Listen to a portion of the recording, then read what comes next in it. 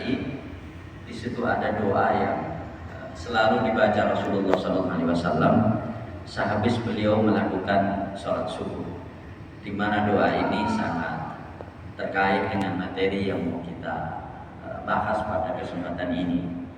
Doa itu berbunyi, Allahumma inni as'aluka ilman nafi'an wa rizqan thayyiban wa amalan mutaqabbala. Dan Bapak sekalian, kalau kita lihat tiga permohonan di dalam doa ini, sebetulnya tiga-tiganya inilah yang paling kita butuhkan untuk memenuhi kebutuhan kita.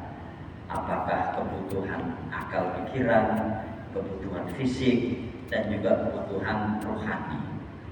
Maka di dalam doa itu beliau yang mohon kepada Allah Subhanahu wa taala tiga hal. Allahumma inni as'aluka ilman nafi'an. Ya Allah, aku mohon kepadamu ilmu yang bermanfaat.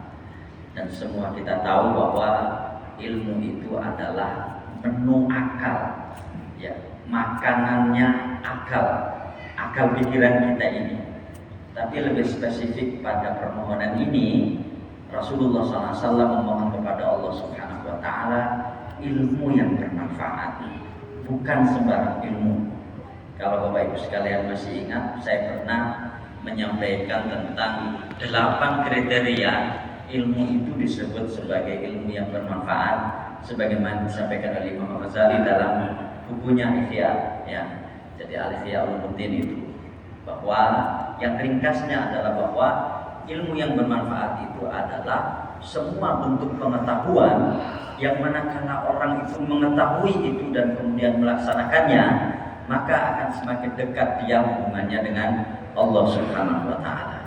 Nah, makanya dari situ saya kira perlu kita seleksi ilmu-ilmu yang kita akses ini. Apakah ilmu-ilmu itu menjadikan kita semakin dekat kepada Allah Subhanahu wa taala, ataukah naudzubillah min dzalik, ilmu itu semakin menjauhkan kita dari Allah. Karena begitu ilmu itu menjauhkan seseorang dari Allah Subhanahu wa taala, maka ilmu itu akan menjadi awal kehancuran bagi dirinya. Dan tentu kita tidak ingin seperti itu. Permohonan yang kedua adalah warizqan thayyiban, rizki yang baik. Dan semua kita tahu bahwa rizki ini adalah menu fisik kita, makanan fisik kita. Dan seperti apakah makanan yang kita konsumsi itu, maka seperti itulah kira-kira nanti yang akan menjadi output atau outcome dari apa yang kita makan tersebut, ya. Makanya di situ disebut sebagai rizqan thayyiban, rezeki yang baik. Dan sekalian, saya kira semua kita pasti menginginkan itu.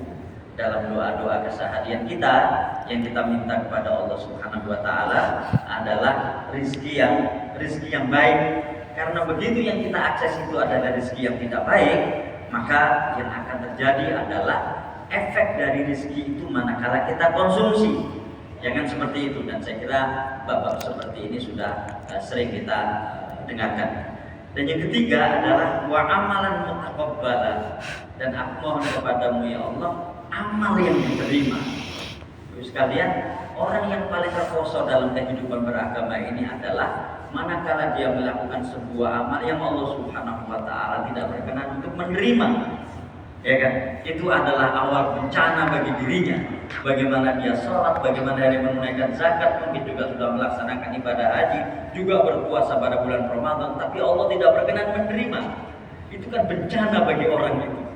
Dan karena itulah di situ ya Rasulullah SAW mohon kepada Allah Subhanahu wa taala agar amal-amal perbuatan yang baik itu diterima. Gitu.